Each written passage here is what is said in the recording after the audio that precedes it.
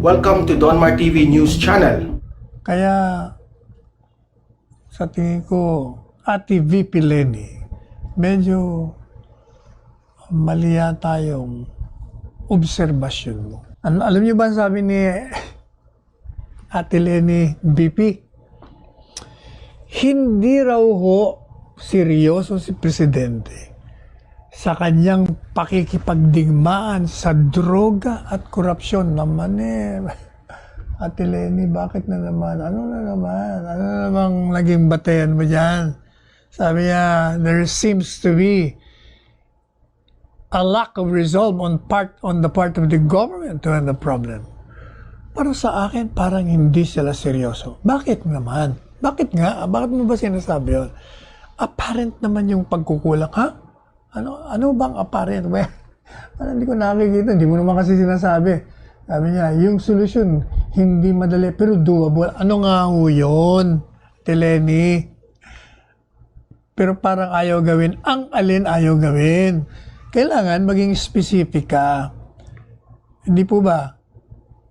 Sabi ko na nga sa inyo kung meron kang mungkahe, Ate BP Leni, isulat nyo kasi. Padala nyo sa akin. At, pero sasabi, pakita ko agad kay Presidente.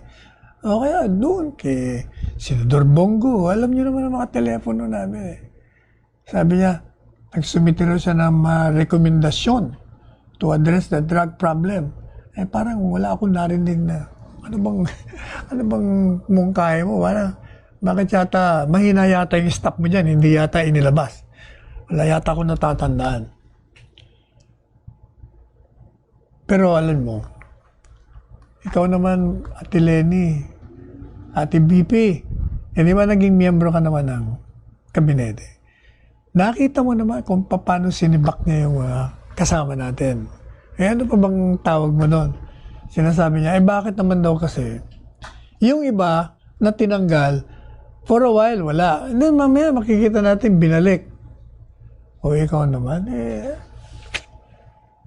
hindi ba palagi na sinasabi natin at ni Presidente, yung mga binalik niya, yung tinanggal niya sa isang posisyon, nilagay niya sa iba. Ibig sabihin, yun ay tinanggal hindi sa korupsyon.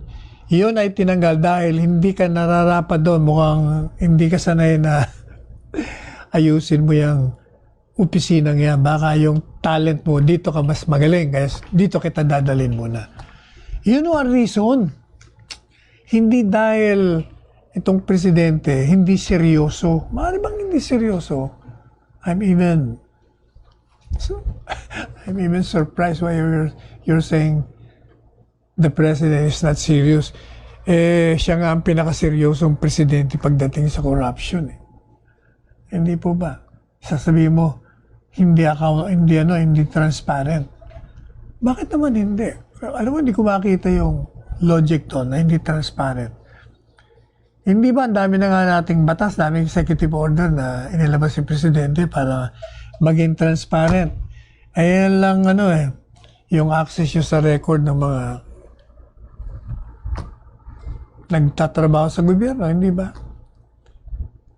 Pwede kayong humingi ng mga record nyo. Of course, mayroong requirements para hindi naman yung magamit sa kalokohan. Pero, pwede. Hindi ba yung freedom of information natatandaan nyo, hindi yun pinapasa sa Kongreso? Hindi ba ang ginawa ni Presidente? O sabi niya, ayan yung gawin tong batas o dito sa executive, gagawin ko na yung freedom of information. O wala akong Presidente nakagawa niyan. O, hindi po ba? Pero, ito, ulitin ko na naman if you're really sincere and sure of your perceptions of this government that it is not doing its job well, I challenge you to run for the presidency. And let us see kung lahat ng mga batikos mo kay Presidente Duterte at sa administrasyon ay may bayad ng katotohanan. At yan po ay makikita, Ate BP Leni, kung ikaw ay manalo. Yun ang magiging, kumbaga, itong eleksyon sa 2022, itong performance test ni Presidente Duterte, ang issue ng 2022 elections, yung pong performance ni Presidente. Kaya yun ang mga tatakbo kung hindi si Sara Duterte at Presidente Duterte bilang Vice Presidente, o kaya naman Sara Duterte, Bongo bilang Vice Presidente, o kaya Bongo at ang Vice naman ay si Presidente Duterte, yung tatlong yun. Ano man ang kombinasyon doon.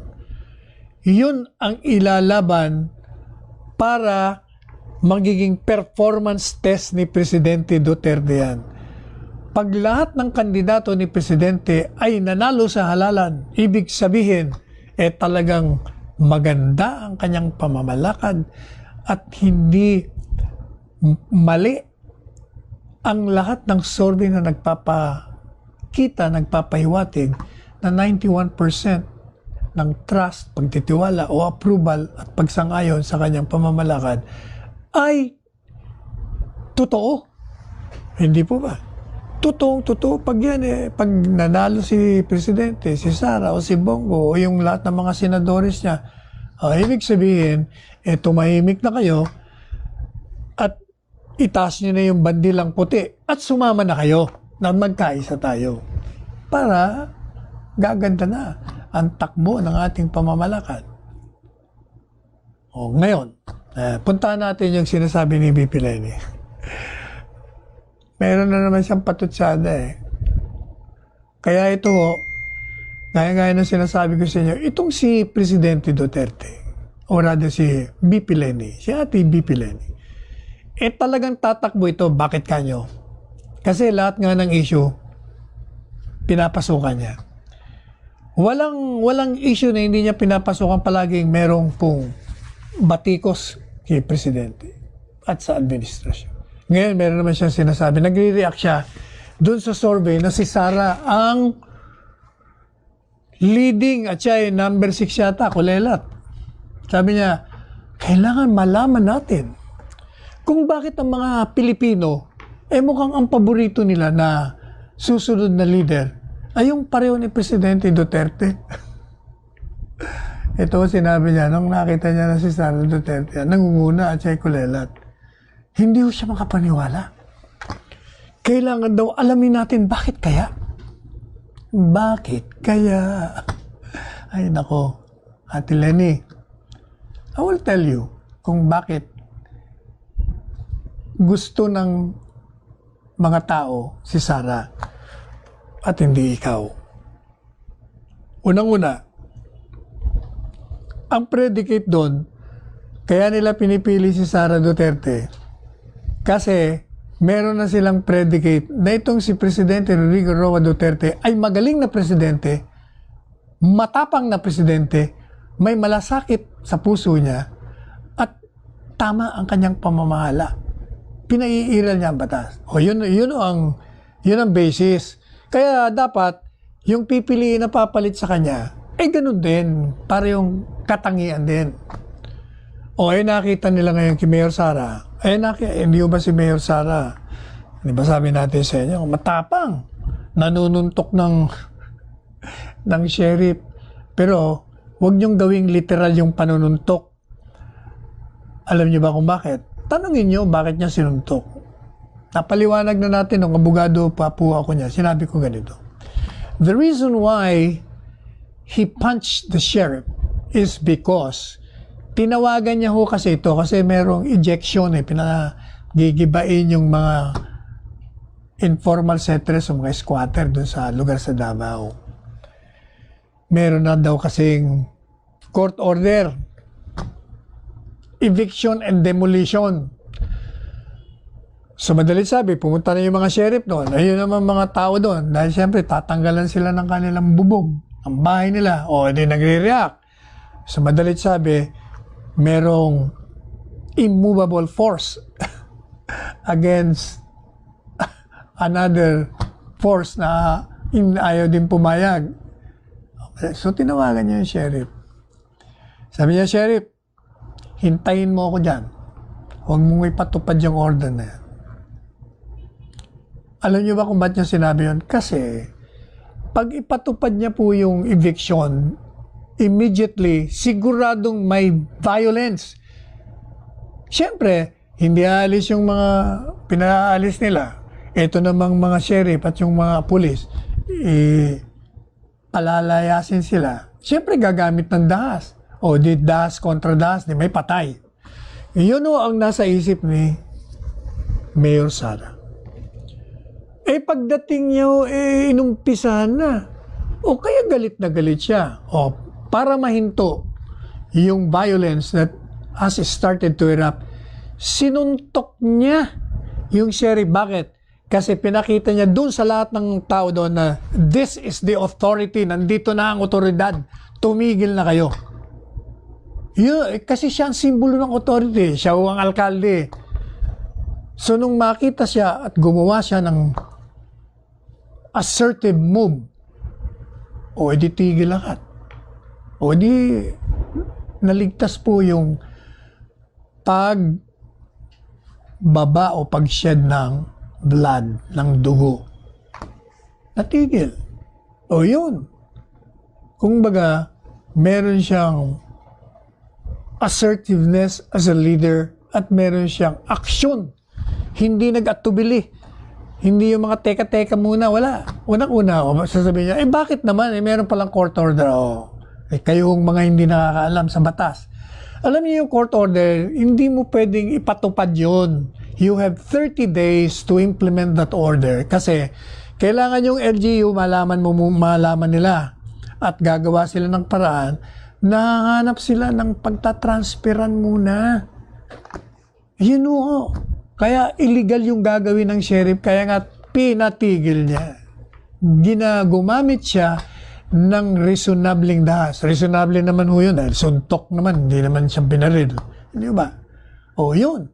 That's one reason why itong mga gusto kay Mayor Sara, nakikita nila yung bagsik at tapang at pagpapairal ng batas kay Mayor Sara. Ano pang nakita nila? Yung pong malasakit, ano ba tawag mo doon sa ginawa niya? Yung nagmamalasakit siya sa mahihirap. Kailangan bago mo yan itapon o kung saan mo gusto itapon, teka muna, hahanapan ko muna ng bayan. Yan ang Mayor Sara. Ano pa? Nakita po nila nasa Davao, pareho rin ang pinairal ni Presidente Duterte, yung curfew, no smoking, yung drinking. Marami yung ordinansa dyan sa Davao, nung mayor pa si Presidente Duterte, na pinatupad ni Mayor Sara. At dinagdagan pa, nakita niyo yung curfew niya Sa halip na luwagan, hinigpitan pa lalo. So nakikita mo na kung ano yung estilo ng Presidente Duterte, yung anak, hindi lamang nakuha niya, nilalampasan niya pa. O kaya, iniisip niya ng taong bayan. Sabi niya, okay itong anak na ito. Hindi dahil sa anak, kung hindi dahil dun sa katangian niya. Dun sa kanyang qualities. O kaya, Ate BP Lenny. Hindi ko nga maintindihan. Bakit di mo alam? Bakit kulelat ka? Kasi nga, kung ikukumpara ka talaga kay Mayor Sara, malayo. Pero, yan, hahayaan ko ng taong bayan dyan. Kaya nga, hindi ba, hinahamong kita. Ate VP Lenny, tumakbo ka, Presidente, laban kay Mayor Sara o laban kay sino? Senador Go, kung siya man ang magiging Presidente. Alin man sa dalawa, lumaban ka. Sapagkat ang unseen na kalaban mo talaga ay si Presidente Duterte. Pag ito ay tumakbo at dapat tumakbong Vice Presidente kasi yun ang magiging performance test. Pag nanalo si Presidente Duterte bilang Vice Presidente, and necessarily, kung sino yung dala niyang Presidente, mananalo yan. That will validate everything. At yun, siguro, magigising na po kayo sa inyong mga pangarap, mga bangungot. At sana naman, pag nangyari po yun,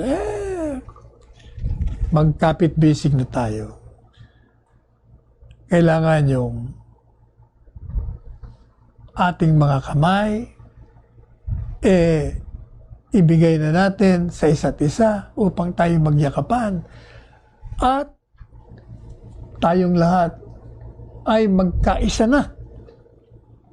Sabagat tandaan nyo, yung pong kasabihan sa Pilipino, ang sakit ng kalingkingan ay dama ng buong katawan.